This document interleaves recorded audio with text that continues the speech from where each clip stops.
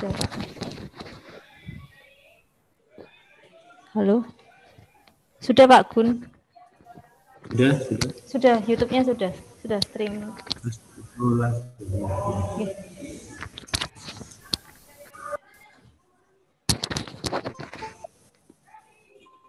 Oke, Assalamualaikum warahmatullahi wabarakatuh.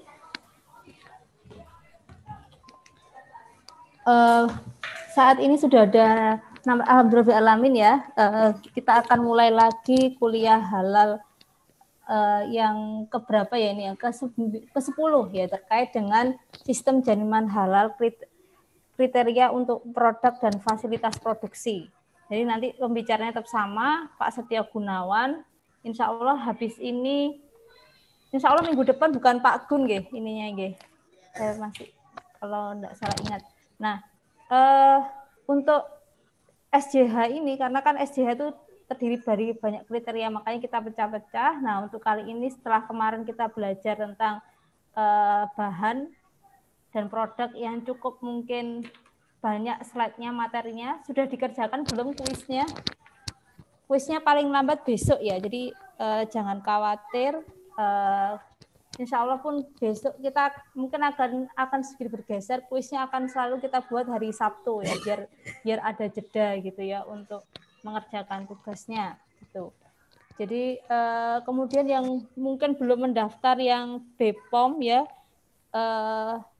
segera untuk mendaftar. Jadi nanti saya berikan linknya di halaman chattingnya.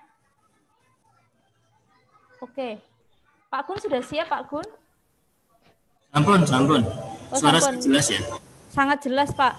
Monggo dimulai aja Pak, enggak apa-apa, ini baru 6. Ini ada Pak Ari Prabowo, Pak Doni yang kemarin berikan saya, Bu Ike. Oke, ini jelas juga ya? No, sangat jelas Pak. Oke, sangat jelas. Mungkin Pak Gun pindah aja Pak. Saya yang co-host aja, Bapak tak jadikan host ya. Tak ganti aja. Apa? Nggak apa-apa Bu, tetap aja. Nggak, saya rada khawatir, kadang-kadang laptop saya ini kalau lagi kepanasan langsung jelek. Tapi nggak apa-apa ya, kemarin kan sempat ini. Atau gimana? Udah kita aja Bu, nggak apa-apa nanti. Nggak apa-apa ya? Otomatis kok. Nggih pun. Saya tak ini.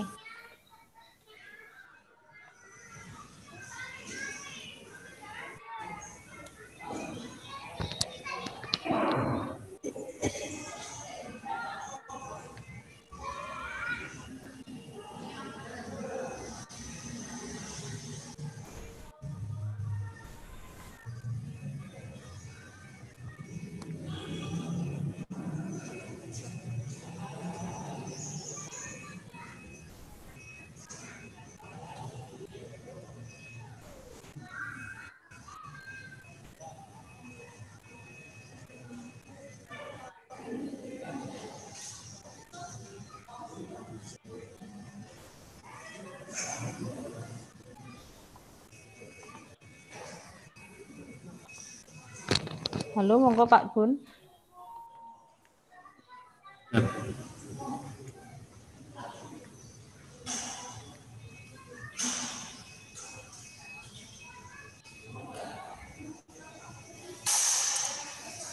Baik, ya. Assalamualaikum warahmatullahi wabarakatuh. Waalaikumsalam warahmatullahi wabarakatuh. Alhamdulillahi min syururi anfusina wa min sayyiati a'malina may yahdihillahu fala mudilla lahu wa la hadiya lahu. Asyhadu an la ilaha illallah wa la syarika lahu wa asyhadu anna Muhammadan abduhu wa rasuluh. Allahumma shalli ala sayyidina Muhammad wa ala ali sayyidina Muhammad. Alhamdulillah. Yang kami hormati segenap para kader penggerak halal dimanapun Anda berada. Alhamdulillah pada siang hari ini Jumat rutin jam 1 kita bisa ketemu dalam keadaan sehat walafiat. Ini karena juga dari rahmat dari Allah SWT. Dan tak lupa salawat salam tetap tercurahkan pada junjungan kita Nabi besar Muhammad SAW. Mohon maaf kalau suara saya agak bindeng karena saya pakai masker ya. Jadi hari ini ada tugas ini di rumah sakit Bakti Dharma Husada. Ini Bapak Ibu sekalian, Pada kesempatan hari ini kita akan membahas sistem jamin halal terkait produk dan fasilitas produksi ya. Sebelum kita mulai acara ini ya, alangkah baiknya kita baca basmalah dulu supaya acara kita nanti sampai ke depan ini bermanfaat di dunia wal akhirah. Bismillahirrahmanirrahim. Bapak Ibu sekalian, saya sekedar promosi saja menginformasikan bahwa PKH ITS, Pusat Kajian Handal ITS itu mempunyai beberapa program kegiatan pengabdian masyarakat. Ya. Yang pertama pelatihan kelas ini yang Bapak Ibu jalani saat ini kita sebut kader penggerak halal. Gitu ya. Kemudian juga kita punya acara kegiatan pengabdian masyarakat adalah pendampingan dalam penyiapan SJH, sistem jamin halal maupun dokumen SIU, PRT dan sebagainya ini. Ini tergantung di lapangan. Dan yang terakhir adalah pendampingan terkait transfer teknologi. Ciri khas dari ITS adalah teknologi. Secara garis besar, Bapak Ibu sekalian, yang ikut kelas kader penggerak halal ini, ya, itu bisa dua macam, UKM maupun non UKM. Ya, yang UKM ya jelas ya, yang punya usaha. Yang non UKM bisa dosen, kemudian bisa mahasiswa ataupun yang lainnya. Ya. Dan ini nanti untuk yang UKM ya, itu diharapkan ya menjadi UKM binaan PKITS. Nanti labelnya ada 3, A, B, dan C seperti itu. Seperti ini. Jadi semuanya nanti ini UKM binaan ITS ya. Itu mempunyai label ABC tergantung dari profil UKM itu sendiri. Begitu. Untuk tahun ini ya PKITS punya totalnya 16 program Abdimas dan semua sudah diumumkan, dan 16 ini sudah mempunyai PKM binaan masing-masing. Begitu. Bapak Ibu sekalian, mungkin ada yang sudah masuk, ada yang belum, gitu ya. Nanti yang belum bisa kita data dan kita ikutkan program binaan tahun depan 2021, begitu Bapak Ibu sekalian. Secara garis besar, ya, misalkan ya dari UKM yang tidak punya apa-apa, begitu ya, nol podol misalkan, setelah ikut kader penggerak halal ini, maka diajari dengan sistem jamin halal pendampingan di sini. Ya, masih belum punya SUP maupun PRT di sini. Ya. Ini tahun ini misalkan seperti ini, baru ini saja. Nanti bisa diikutkan, ini bisa berkesinambungan. Jadi nanti diikutkan di binaan, ya, dan salah satu dari dosen ITS program PKITS, ya. Nanti jenengan nggak usah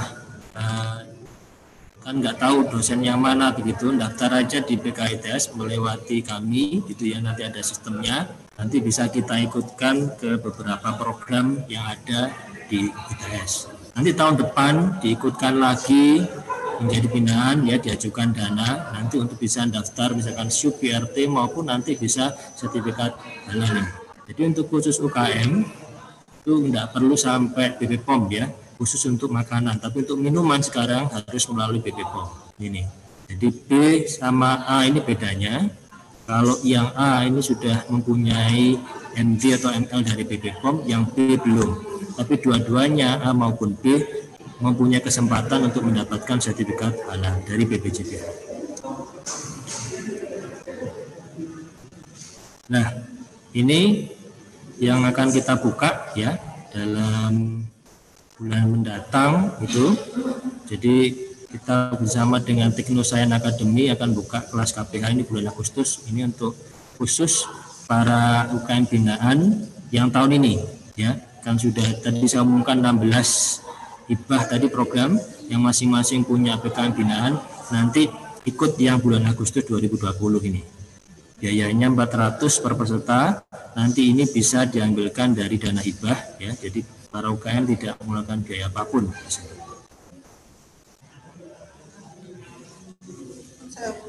Baik. Selanjutnya adalah sistem jaminan halal. Ini adalah sistem manajemen terintegrasi yang disusun, diterapkan dan dipelihara untuk mengatur bahan, proses produksi, produk, sumber daya manusia dan prosedur. Ini saya ulangi beberapa kali supaya Bapak Ibu sekalian mengerti. Kalau sudah mengerti, alhamdulillah ya. Jadi mohon maaf ini saya ulang-ulang karena yang masuk ke saya ke pribadi pertanyaan-pertanyaan SJH ini masih yang dasar. Artinya sampai pertemuan ini pun masih ada beberapa yang belum mengerti gitu ya. Nah, ini harus diatur karena untuk menjaga kesinambungan proses produksi halal. Seperti kita ketahui bersama, logo halal itu berlaku yang peraturan lama 2 tahun, yang peraturan baru 4 tahun. Kalau misalkan hari ini mendapatkan sertifikat halal, apakah seminggu ke depan, 1 bulan ke depan, apakah masih tetap kualitasnya? Nah, itu untuk menjawab itu maka perlu sistem jaminan halal. Sistem jaminan halal ini harus tertulis Bapak Ibu sekalian, nggak bisa cuma omongan saja, kepercayaan itu nggak bisa. Ya, harus tertulis, harus ada wujudnya supaya benar-benar ada jaminan halal. Kalau nggak ada itu nggak akan bisa. Kemarin ada pertanyaan mungkin Pak Doni ya. Kenapa kalau perusahaan mudah untuk mendapatkan, kalau UKM kok susah begitu? Kita harus jujur ya, kalau perusahaan itu ketika dia berdiri, surat-suratnya semua sudah lengkap, SIUP-nya lengkap, semuanya lengkap. Jadi kalau terus kemudian seperti yang tadi, 11 kriteria, kebijaksanaan, tim manajemen halal, semuanya sudah tertata dengan baik, ada manajemennya.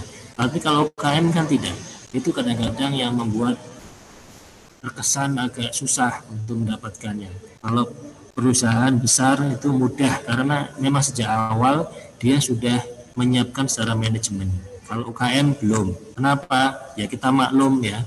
Kalau perusahaan besar modalnya besar, kalau UKM kan modalnya kecil. Ngurusi untung aja sudah alhamdulillah gitu, nggak ngurusi yang manajemen. Nah ini coba kita perbaiki Bapak Ibu sekalian. Dan saya sudah nge-share tadi di grup, itu adalah formulir pendaftaran sertifikat halal terkait jaminan sistem jaminan halal khusus untuk UKM. Nah, kriterianya ada ini ya. Nanti kita bahas tentang produk dan fasilitas produksi. Produk itu ya, yang dimaksud dengan produk di sini kalau jenengan lihat sebelum kuliah ya, ada 2 ya. Pada industri pengolahan ya, dan pada restoran atau catering. Jadi kalau jenengan semuanya ini punya produk industri pengolahan ya, ini masuk yang nomor 1. Produk pada industri pengolahan, produk yang didaftarkan untuk sertifikasi halal, baik berupa produk retail, non-retail, produk akhir maupun produk antara.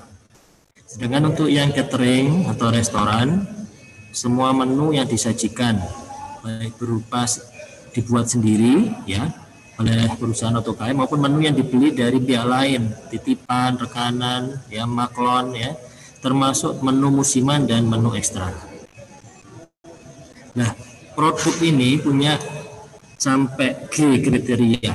Nama produk, karakteristik produk, bentuk produk, merek produk, kadar etanol, produk kosmetik dan juga produk kemas ulang, repackaging ya ini.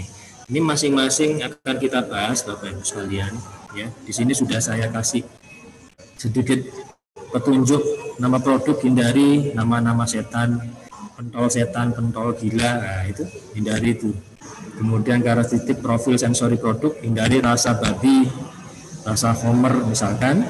Kalau bentuk produk misalkan jangan pakai babi, anjing dan sejenisnya yang diharamkan ya, dan sebagainya.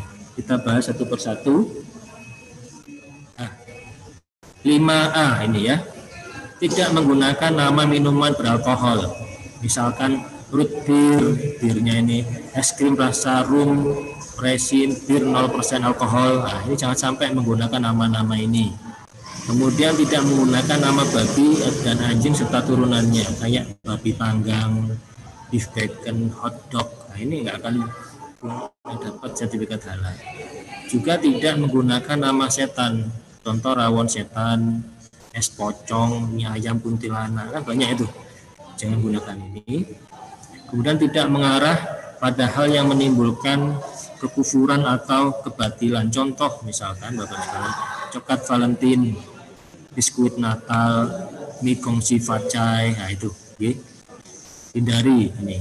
Kemudian tidak menggunakan kata yang berkonotasi erotis, vulgar atau porno. Namun ini ada beberapa pengecualian ya. Nama produk yang telah dikenal luas dan tidak mengandung bahan haram dapat digunakan, contohnya bir peletok, bakso, bakmi, bakpia, bakpio. Jadi kalau orang-orang yang pernah tinggal di Cina gitu, bak ini kan babi sebetulnya. Ya, kita itu latah, bak itu bahasa, saya sama Bundur ini lama di Taiwan ini. Sudah terbiasa dengan Mandarin ya. Ini bak ini sebetulnya artinya adalah babi. Tapi kan sudah menjadi umum ya, dikenal di luas. Ini boleh pengecualian ini ya. Kemudian sensasi produk ini tidak boleh memiliki kecenderungan bau atau rasa yang mengarah pada produk haram. Contoh, minuman yang memiliki bau atau rasa bir tidak dapat disertifikasi meskipun dibuat dari bahan halal ya. Jadi jenengan bikin minuman rasanya bir, saya sendiri nggak tahu rasa bir kayak apa ya. Jadi ini memiliki bau dan rasa seperti bir, minuman khamr. Kemudian bentuk produk ya, tidak boleh menggunakan bentuk babi atau anjing, tidak menggunakan bentuk produk, bentuk kemasan atau label yang menggambarkan sifat erotis, vulgar atau porno. Yang keempat ya, merek produk ini khusus untuk produk retail. Jika suatu produk dengan merek tertentu didaftarkan, maka semua varian atau produk lain dengan merek yang sama harus didaftarkan, Bapak sekalian. Produk dengan brand yang sama dengan produk yang sudah disertifikasi harus sudah disertifikasi halal sebelum diedarkan. Ya, ini aturannya. Kapan hari ada yang nanya kan, kalau varian yang lain gimana, apakah harus didaftarkan apa tidak? Harus ini ya, berhubungan dengan merek produk. Mereknya sama ya, misalkan cincau yahui gitu ya. Nanti ada rasa nanas, rasa apa, itu semuanya harus, itu kan termasuk varian ya, mereknya sama tapi variasinya banyak. Pada kasus produk non retail atau intermediate, aplikasi sertifikat halal dapat dilakukan sebagian atau seluruh produk, kecuali untuk yang intermediate. Tapi kalau sudah jadi, produk jadi, maka semuanya harus didaftarkan. Yang kelima, produk kadar etanol di produk di sini. Jadi produk akhir minuman ya, tidak boleh terdeteksi etanolnya di produk. Kita tahu ya, khamr sama etanol kan hal yang berbeda. Khamr itu, etanol itu belum tentu khamr, tapi kalau khamr pasti mengandung etanol. Jadi etanol itu adalah salah satu komposisi yang menyusun khamr. Ini tidak boleh terdeteksi.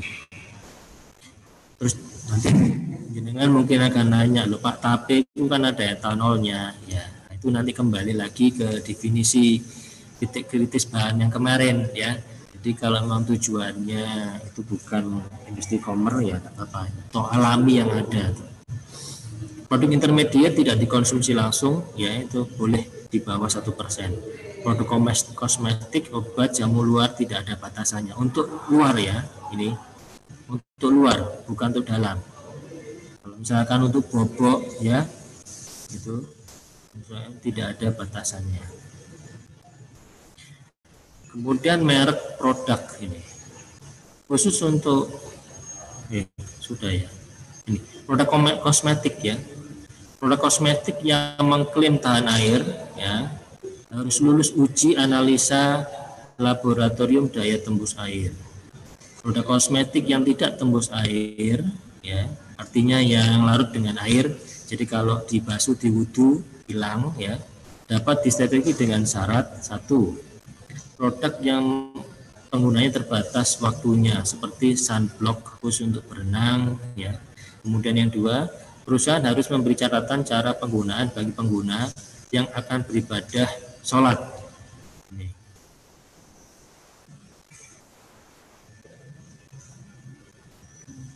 ketika menggunakan kosmetika tersebut.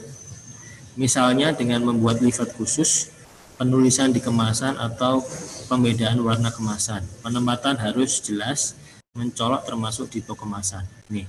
Jadi produk kosmetika yang tidak tembus air, maaf ya, ini tadi saya keliru menjelaskannya, tidak tembus air di sini. Artinya nggak bisa hilang kalau kena air ya. Kalau wudhu itu kan harus tembus ke kulit ini ya. Ini tidak tembus ini. Jadi harus ada persyaratannya 1, 2 ini. Ya. Kemudian yang ketiga, pewarna rambut ya bisa disertifikasi. Kemudian yang ke-7 ya,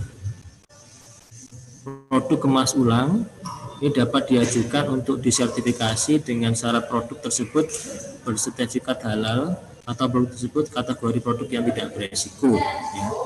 Dengan catatan dapat disertifikasi bersamaan dengan produk asalnya jika produk asal tidak bersertifikat halal MUI atau produk bukan termasuk kategori produk tidak beresiko. NORIX ini. Kalau NORIX bukan termasuk bala mikrobial ya, ini ya termasuk itu. Repacking kan banyak ini, misalkan beli bal-balan besar kemudian di repacking kecil-kecil ya, ini ya. Nah, yang keenam, fasilitas produksi. Apa yang dimaksud dengan fasilitas produksi Bapak Ibu sekalian? Ini semua lini produksi dan peralatan pembantu yang digunakan untuk menghasilkan produk, baik milik sendiri atau menyewa dari pihak lain, mencakup bangunan, ruangan, mesin, peralatan utama, peralatan pembantu sejak penyiapan bahan, proses utama hingga penyiapan produk. Intinya kalau misalkan para UKM ini mulai dari bahan baku itu masuk ya sampai dia keluar jadi produk ya, lini produksinya apa saja itu termasuk di sini fasilitas ini. Dan ini harus diyakinkan bahwa produksi halal ini hanya dibolehkan di fasilitas produksi yang bebas najis. Jadi nggak ada misalkan kotoran najis ya di sini ya, kotoran tikus, ya yang jelek-jelek yang najis-najis itu. Seperti kemarin saya share yang di Malaysia pabrik tahu ditutup ya, jadi kan sangat jorok sekali itu ya, ini bebas najis. Tidak hanya jangan dipikirkan bahwa ini nggak boleh hanya untuk babi atau anjing, enggak ya. Di sini adalah bebas najis. Jadi sudah termasuk kebersihan, kesehatan sudah masuk di sini. Di sini kategorinya ya halal dedicated facility. Jadi yang benar-benar fasilitas yang halal. Jadi contohnya begini. Misalkan non muslim ya, dia kan ya namanya non muslim kan ya. Ya kadang-kadang kan boleh makan babi, makan yang diharamkan oleh umat Islam kan boleh mereka.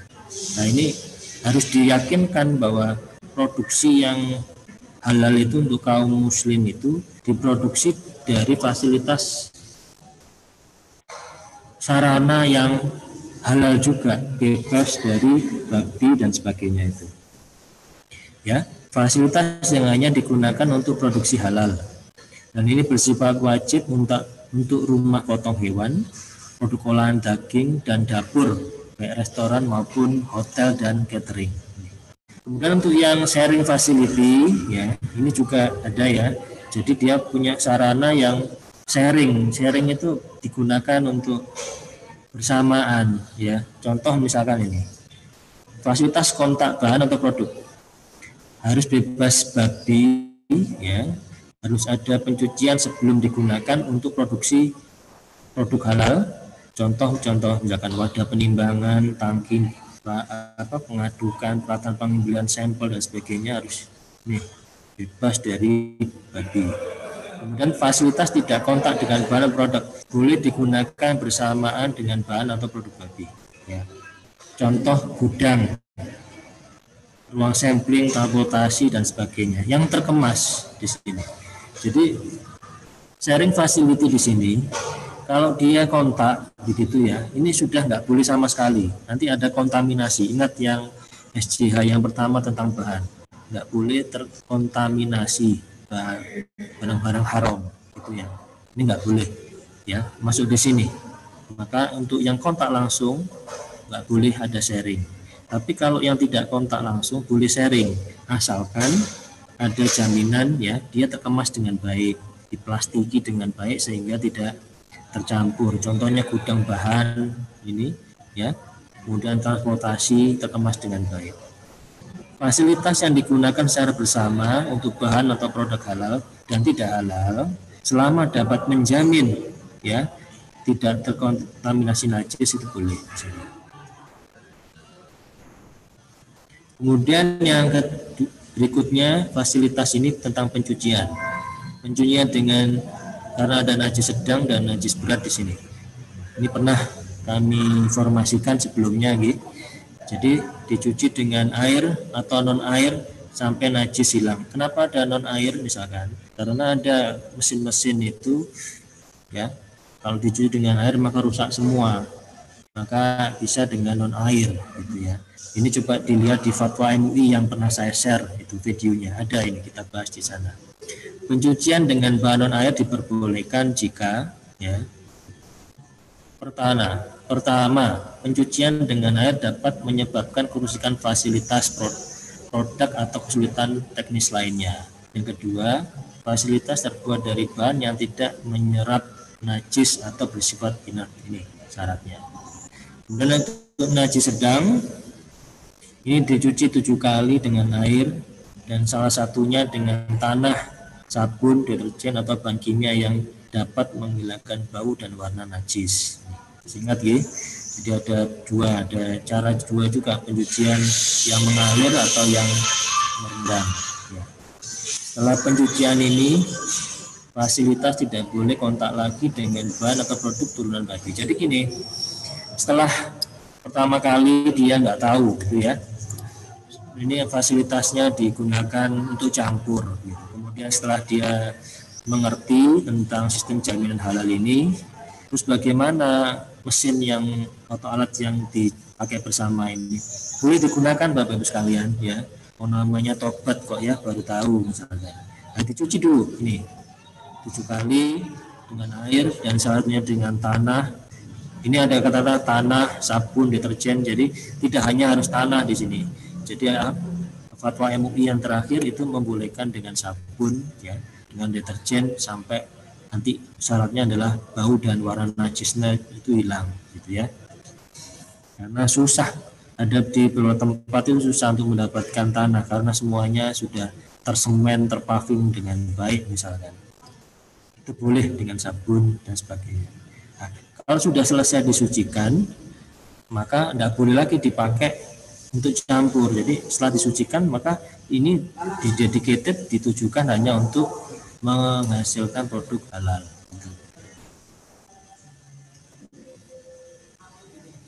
Kemudian fasilitas ini pendaftaran. Jadi semua fasilitas produksi harus didaftarkan dalam aplikasi sertifikasi. Jadi kalau jenengan nanti mau daftar sertifikat halal, jadi harus didaftarkan fasilitas produksinya apa saja, gitu ya. Jadi kalau industri pengolahan ini ya, semua pabrik yang menghasilkan produk yang didaftarkan dan dipasarkan di Indonesia, baik milik sendiri atau pihak lain ini ya. Untuk produk retail, pabrik yang menghasilkan produk dengan merek brand yang sama yang dipasarkan di Indonesia.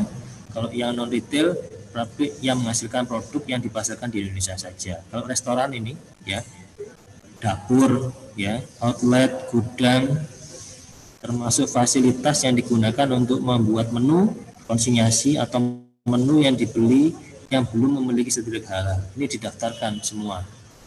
Kemudian catering juga dapur, gudang ya, dan sama ini hampir sama dengannya restoran. Ini adalah contoh studi kasus Bapak Ibu sekalian.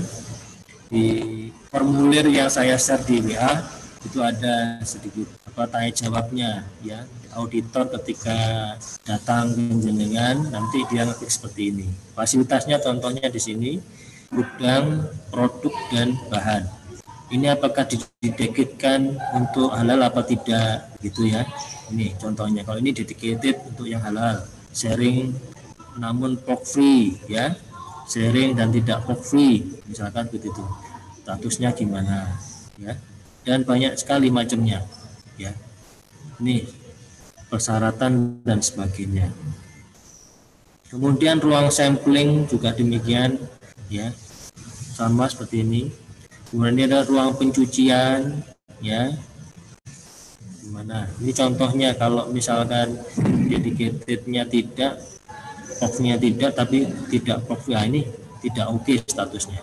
Kasus-kasusnya kemungkinan di lapangan seperti ini, ya.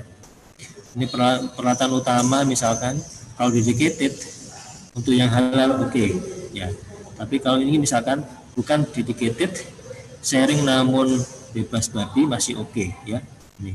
Tapi kalau sudah yang ini, maka tidak oke, tidak bisa mendapatkan sertifikat halal. Maksudnya seperti itu tabel ini. Oh baik Bapak Ibu sekalian, demikian yang bisa kami sampaikan Bapak Ibu sekalian. Jadi kita tahu bahwa makan makanan yang halal ini adalah kewajiban bagi kita umat Islam. Tujuan pokoknya kita di sini untuk menjaga agama, ya, menjaga jiwa kita, keturunan kita, harta kita, dan akal kita. Dengan mempelajari halal ini, semoga kita bisa untuk ketahanan pangan men-screening produk-produk impor, dan ini adalah untuk ekonomi keumatan, peluang bisnis bagi kita umat Islam di mayoritas Indonesia ini umatnya Islam untuk menguasai ekonomi. Jangan sampai kita ini hanya sebagai pasar saja, bukan sebagai produsen, gitu ya. Baik Bapak sekalian, terima kasih atas kehadirannya di Zoom ini dan juga para pemerhati nanti di YouTube. Semoga ini bermanfaat. Assalamualaikum warahmatullahi wabarakatuh. Waalaikumsalam warahmatullahi wabarakatuh. Monggo jika jika ada pertanyaan dari Zoom atau mungkin dari YouTube atau dari WhatsApp, insya Allah kami catat ya ininya ya.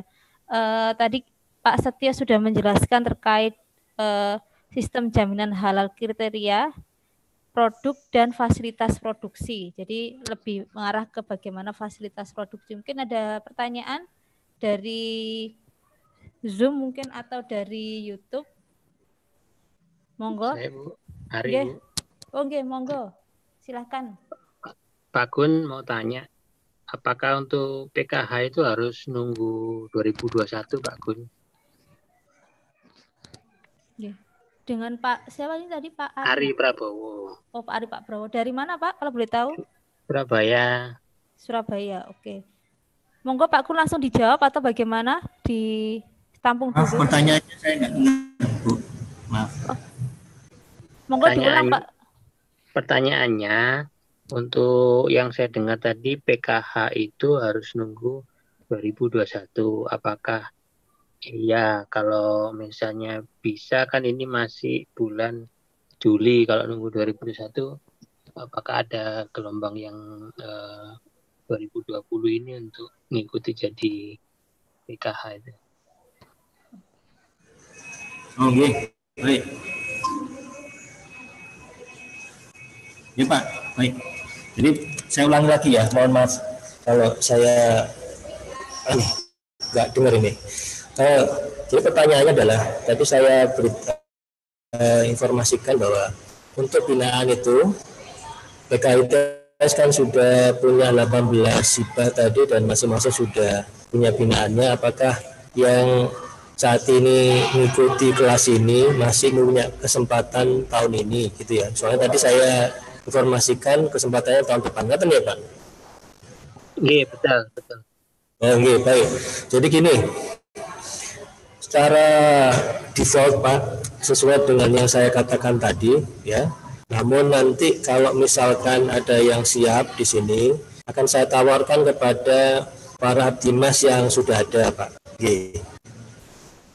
Jadi saya akan tawarkan ini yang saat ini susulan ya, apakah ada yang cocok dengan, soalnya mereka judulnya sudah ini Pak, judul dan kawasannya kan sudah sudah tertentu ya. Nanti tetap monggo menghubung, kita bisa kontak ya lebih detail nanti bisa ke saya atau Bu Nur Aini, nanti akan kita tawarkan ke para Abdimas ini, saya tawarkan. Saya saat ini belum bisa jawab Pak, tapi Oke, Pak. akan saya tawarkan. Makasih Pak Gun. Sami-sami. Terima kasih Pak Ari atas pertanyaan dan Pak Gun atas jawabannya. Mungkin ada pertanyaan lagi. Monggo silahkan kalau mau raise hand atau langsung bertanya lewat chatting. Ada Pak Doni itu, raise hand. Oh monggo Pak Doni. Nggih, masuk. Oke, terima kasih. Assalamualaikum warahmatullahi wabarakatuh. Waalaikumsalam warahmatullahi wabarakatuh. Bu ya, Pak, jelas saya, suara saya? Jelas Pak, jelas. Oh, soalnya lagi di tempat cuci mobil ini ada suara mesin. Oh, enggak terdengar kok, enggak terdengar. Oke, terkait dengan nama brand atau merek tadi, saya sedikit mau cerita dulu. Saya dulu awal-awal mulai merintis bisnis itu tahun 2017 akhir-akhir, karena bisnis pertama saya itu waktu itu camilan makanan, maka saya punya pandangan bahwa sebagai pendatang baru saya coba harus memberikan sesuatu yang beda dari kompetitor saya yang lama-lama. Meskipun yang dijual sama, saya kan jualnya dulu makaroni, keripik pisang, keripik usus gitu. Selain pembedanya dari sisi kualitas yang lebih baik, maka saya juga dari sisi brand harus tampil beda dong gitu. Akhirnya saya kasih nama Mantan. Mantan itu makaroni setan. Terus ada Duda. Duda itu dadar usus menggoda. Terus ada keripik jamur, Jijaka, Jawara jamur aneka rasa. Ada keciput. Karena keciputnya warna-warni saya kasih nama Kecewa gitu. Keciput warna-warni. Terus apalagi nama-nama brand saya. Itu yang saya ingat ada 7. Nah, itu kan di satu sisi kayak tadi kan ada aturan tidak boleh menyebut setan, gundurwo gitu dan seterusnya. Ternyata saya memilih nama brand itu ternyata tujuan saya cukup berhasil lah. Sebagai pendatang baru dengan nama yang seperti itu ternyata menjadi perhatian orang lah.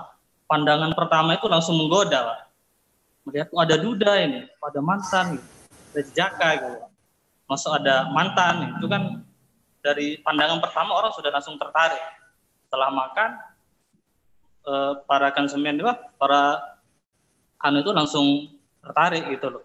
Dari kemasannya menarik, namanya menarik, terus dari rasa juga ternyata enak gitu. Nah, setelah hampir 3 tahun berjalan itu kan sudah mulai besar gitu. Akhirnya kapasitas produksi saya itu untuk kemasan misalkan, untuk kemasan itu kan saya cetaknya di Wings, di pabrik Wings. Itu sekali cetak 177.000 eksemplar kemasan itu. Akhirnya kemarin ketika produk saya coba masuk di Opop dan ternyata banyak yang memberikan saran, kritik gitu loh, sehingga sebaiknya kata-kata setan itu sudah mulai dihilangkan. Apalagi nanti terkait dengan sertifikasi halal dan seterusnya. Nah, ini mohon Pak. Saya kira nanti gimana enaknya arahannya.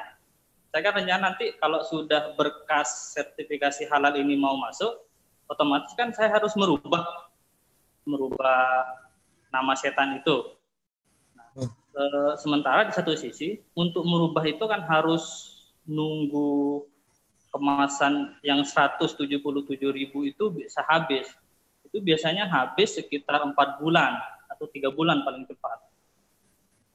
Bagaimana dengan proses sertifikasi halalnya? Bisa nggak misalkan saya tetap berusaha untuk mengganti nama itu yang otomatis kepercetakan itu kan 1 huruf saja yang berubah di kemasan, maka cetak ulang dari awal gitu. Ya, karena ada filmnya itu Pak. Masternya.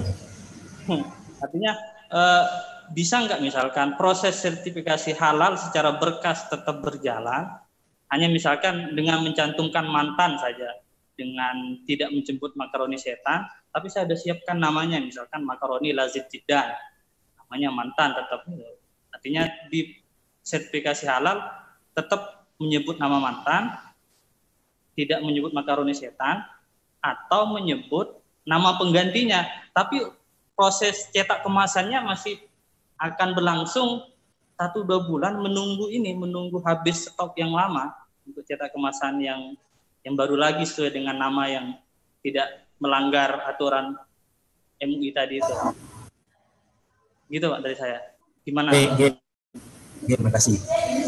Jadi alhamdulillah ini sudah ada kasus nyata di lapangan. Memang benar Pak, nama-nama itu kalau fenomenal gitu, terkenal itu kan untuk dari segi bisnis ya, itu memang suatu pilihan ya, dan itu saya kira menjadi tren itu. Tidak hanya yang kasus jenengan, di kami Keputih juga ada itu pentol gila dan yang gila-gila, rawan setan dan sebagainya. Nah, kalau mau mendaftarkan sertifikat halal, tadi sudah saya kasih tahu, ini adalah sistem jaminan. Jadi sistem jaminan itu butuh bukti nyata, Pak, bukan yang akan gitu. Jadi misalkan kalau kasus jenengan tadi masih ada menggunakan yang lama, nggak akan bisa Pak, karena nanti auditor akan menemukan di lapangan ketahuan oh ini masih antara yang diajukan dengan yang kenyataan beda, itu nggak akan bisa. Jadi kalau mau ngajukan memang harus benar-benar berubah, gitu. Oke, itu yang saya tahu seperti itu. Mungkin itu nggih. Saya kira menjawab nggih. Kalau misalnya Pak ini rugi Pak ini, nah itu memang pilihan Pak. Jadi sistem jaminan halal itu adalah tidak bisa. Ini saya akan nanti nggak bisa, tapi benar-benar di lapangan kayak apa begitu. Misalkan masih ada ternyata di auditor gitu, di audit gitu ya, itu menemukan satu hal saja berbeda dengan yang diajukan, maka sudah nggak akan bisa. Nanti biasanya itu ada proses review apa istilahnya ya, kaji ulang gitu. Bisa juga jenengan nanti diminta untuk memperbaiki, nanti di audit lagi begitu. Sama berarti nanti kan harus bayar lagi ya, seperti itu. Terima kasih. Siap Pak. Terima kasih Pak. Monggo. Terima kasih. Jadi yang tadi dari kaji atau apa ya, kopi gayo, monggo nanti kalau berminat untuk sebagai binaan Abdimas yang tahun ini nanti memberikan profilnya ke Bu Nur, datang ke Bu Nur, karena data ada di Bu Nur detailnya. Nanti akan kita ke para Abdimas, mungkin ada yang bisa menerima ya sesuai dengan apa mereka ya gitu, sesuai dengan ini ya apa jenenge yang mereka kerjakan atau enggak. Terima kasih.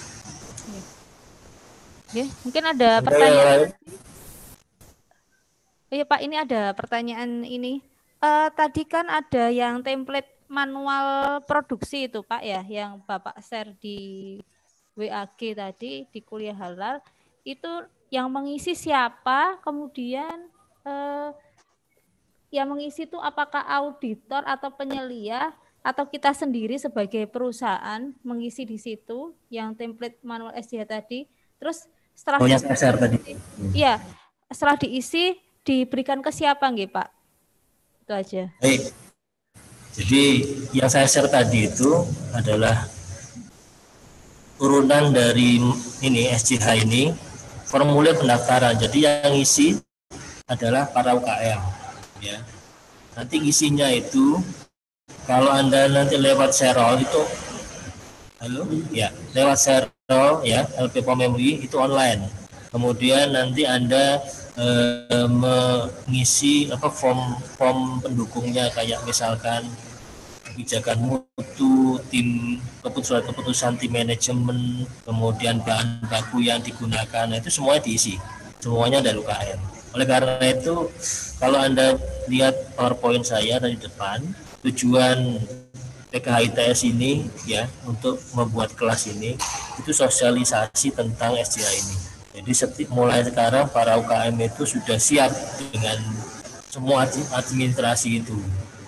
Nanti ketika sudah biasa ya, sudah disiapkan, baru nanti ngisi formulir itu dan kita ajukan ke sertifikat halal. Itu. Ya, semoga jelas Bu ya. Oke, cukup jelas Pak. Mungkin ada pertanyaan lagi, bisa kalau malu bisa japri kayak ini tadi ya, bisa japri aja enggak apa-apa, atau mau live langsung di Zoom atau di YouTube, monggo. Kalau ada pertanyaan atau pertanyaan dari minggu yang lalu juga tidak apa-apa. Oke, ini Pak, terkait dari ini tadi ada tentang fasilitas produksi ya Pak. Ya. Fasilitas produksi tadi yang Pak Gun jelaskan tadi itu, apakah nanti itu akan ada tim dari yang memberikan sertifikasi itu akan datang ke rumah untuk memeriksa apa ya istilahnya produksinya itu seperti apa? Kalau misalkan dia UMKM rumahan gitu ya, memang akan sedetail itu akan dilihat tingkat kebersihannya, najisnya, atau pripun nanti itu nanti sistemnya Pak G. Jadi tadi pagi kan sudah mendengarkan yang prosedur sertifikasi halal itu yang dari Profesor Sukoso. Nanti di kuliah kita nanti ada juga session itu ya, yang saat ini yang berlaku kayak apa gitu ya. Terus apakah ada audit gitu ya? Ada Bu, meskipun UMKM nanti ada audit. Jadi setelah jenengan nanti daftar online begitu Bapak Ibu sekalian para UMKM ini, nanti aturannya itu sebetulnya surat sertifikasi halal ini nggak boleh lebih dari 2 minggu seharusnya peraturannya itu, nggak boleh lama-lama ya, tapi nggak tahu teknisnya kayak apa. Nah, setelah mendaftar itu maka nanti LPPOM ini BPJB akan menurunkan para audit ya datang ke tempat lokasi ya. Saat ini informasi saya tahu karena COVID ya, para UKM ini kan biasanya dinas-dinas itu ada program bantuan ya, tapi karena COVID dananya semua dialihkan ke corona. Saya dengar seperti itu, jadi nggak ada dana bantuan untuk program-program seperti itu ya. Dan juga karena corona ini para auditor agak masih takut untuk datang ke rumah-rumah, jadi yang diurus biasanya yang perpanjangan dan sebagainya, itu yang saya tahu ya. Tapi kalau normal datang dengan segenap segembok manual SJH itu yang para UKM Summit, kemudian yang para UKM isi ya, kemudian akan dicocokkan dengan di lapangan. Dan semua teorinya sudah saya kasihkan, titik kritis itu tadi.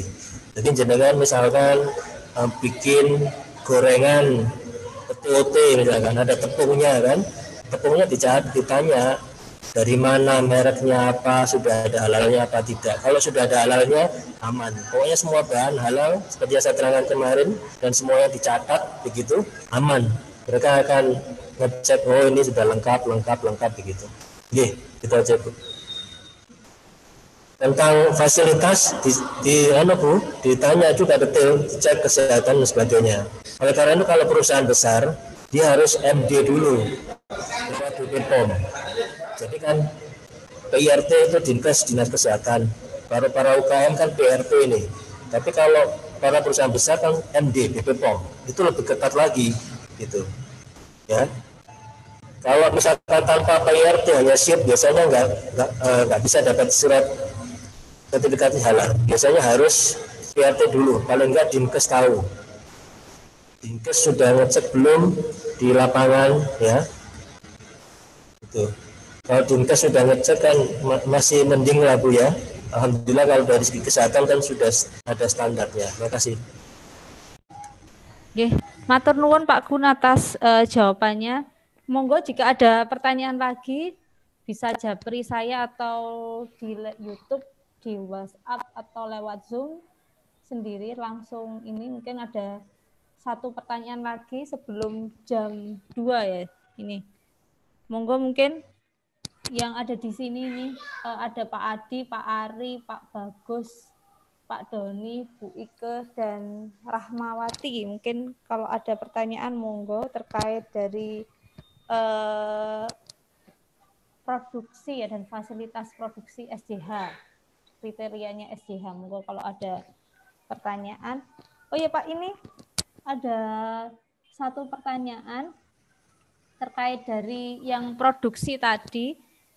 Tadi kan lebih arah ke nama gitu Pak, nama apa namanya? Namanya tidak boleh ini. Tapi misal kalau cuman gambar aja gimana Pak? Maksudnya gambar kan apalagi kayak anak-anak itu ya kartun kayak kartun Peppa Pig itu kan gambar babi ya Pak. Tapi kan itu lucu gitu ya. Maksudnya bukan bermaksud untuk bahwa itu haram gitu kan. Pangan atau gimana?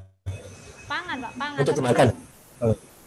Maksudnya pangan tapi gambar kayak gambar Peppa Pig itu kan gambar babi lucu kan Pak. Maksudnya jadi kan kartun itu kadang-kadang kita misalkan kita ngambil franchise gitu, misalnya ngambil dari brandnya Disney kayak gitu dijadikan ini. Tapi untuk produk pangan misalkan. Jadi misalkan kue biskuit apa gitu tapi logonya Peppa Pig yang gambar babi itu diperbolehkan gitu. Tadi kan masih arah ke nama-nama. Nah, ini kalau memakai seperti itu pripun, Pak? Jadi tadi ya tidak hanya nama ya, nama terus ada bentuk tadi kan. Jadi di sini juga misalkan bentuknya kuenya kue babi, ya itu nggak dapat itu sertifikat. Kemudian misalkan kemasannya ada gambar babi, gambar anjing nggak dapat. Oh gitu Pak. Walaupun itu lucu maksudnya itu kan kartun Pak.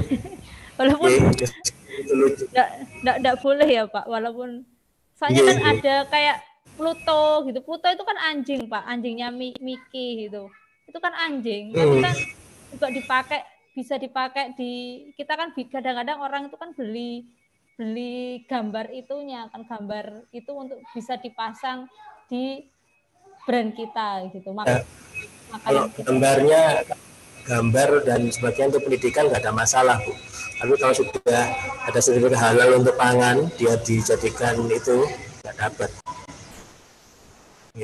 Belum pernah yang saya tahu itu nggak bisa dan belum pernah ada yang dapat seperti itu. Kalau di Indonesia ya, kita ngomong di Indonesia, jangan nanti ngomongnya di negara lain ya.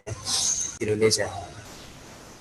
Iya, Pak, bisa kayak produk makanan terutama anak-anak ya, kayak makanan anak-anak gitu kayak es krim apa itu kan ada gambar Disney itu kan memang ada yang babi, ada yang anjing. Kayak tadi saya bilang Pluto itu kan anjing, Pak.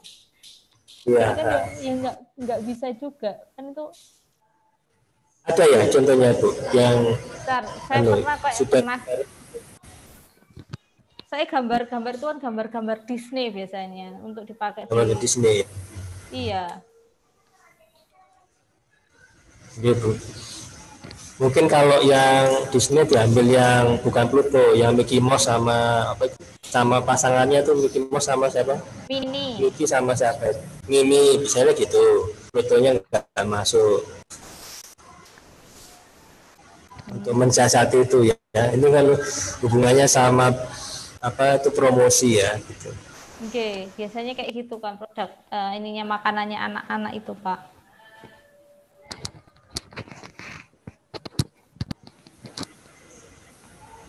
Saya pernah lihat tapi lupa Pak udah di mana gitu ya. Enggak, kalau Bapak Ibu sekalian jalan-jalan terus kemudian menemukan terus di foto kita bahas nanti di grup ya. Yang saat ini yang saya tahu seperti itu. Oh, okay. Nanti kalau ada, kemudian nanti akan saya forward ke pusat. Nah ini kalau nggak sama dengan teori yang diajarkan ya gitu. Oke. Iya sama ya dengan pertanyaan Bu Retno ya ini ya tadi yang menyampaikan kartun tadi ya. Kemudian Pak Adi ini juga bertanya saat ini institusi kerjasama PK ITS program CSR dari institusi mana Pak? Izin saya dari UMK baru Dinkes apa bisa dari Pak Adi? Ya Bu, nggak dengar Bu. Pak Adi bertanya institusi yang kerjasama dengan PKH ITS dalam CSR dari mana saja? Saya baru punya izin UMK bukan Dinkes, apa bisa? Gitu. Jadi saat ini PKITS sudah bekerjasama dengan LPPOM MUI, BPJPH, kemudian Bank Indonesia, POM sudah kita kontak, seperti itu.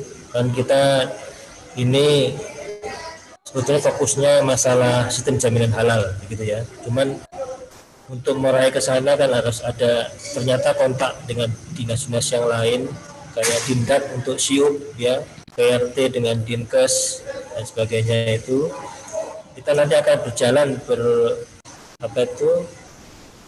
mencoba untuk meningkatkan profil ya dengan berbagai banyak pihak, kerjasama sebanyak-banyaknya untuk KM. Itu aja Bu. Okay. Mungkin ada satu pertanyaan lagi sebelum kita tutup.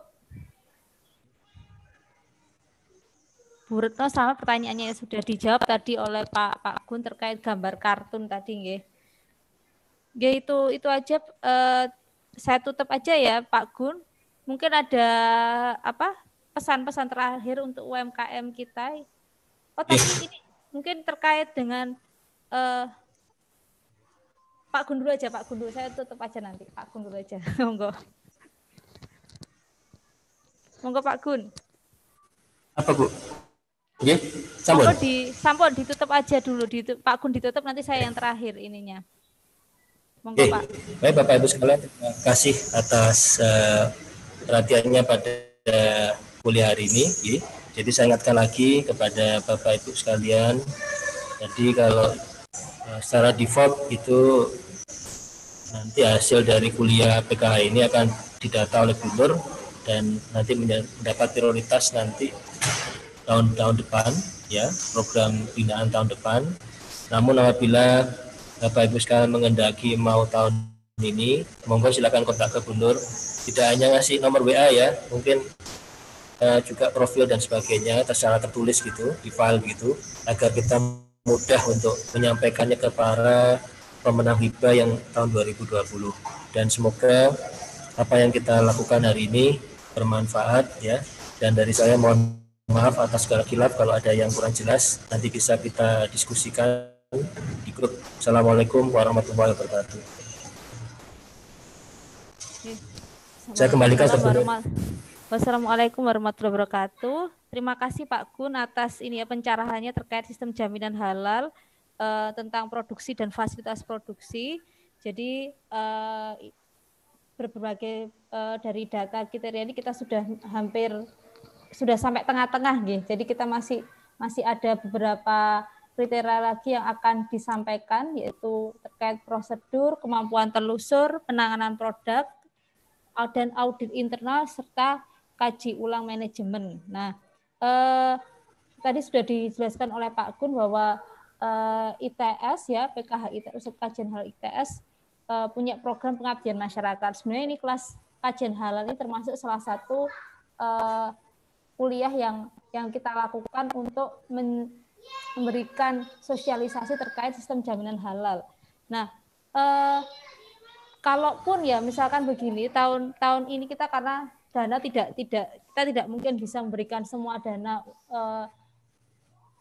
cukup terbatas ya. Jadi nanti kita akan kita data semuanya, karena yang mungkin yang akan kita ini kan yang paling siap gitu ya. Jadi kalau yang baru awal ini bukan berarti kita tinggalkan. Jadi tetap nanti kita akan lakukan pembinaan di sini ya. Jadi Bapak Ibu bisa bertanya-tanya misalkan tentang apa gitu, tapi mungkin kita tidak bisa untuk tahun ini tidak mungkin bisa kita lakukan semua. Tapi insya Allah yang ikut kelas hal ini dari awal kemarin, paling tidak kita bisa memberikan label binaan hal ITS yang itu akan cukup membantu Bapak Ibu sekalian dalam hal nanti untuk melakukan sertifikasi halal. Karena kan biasanya yang kami ketahui untuk mendapatkan sertifikasi halal itu biasanya ditanya Bapak Ibu binaan dari mana gitu ya. Biasanya itu akan ditanyakan.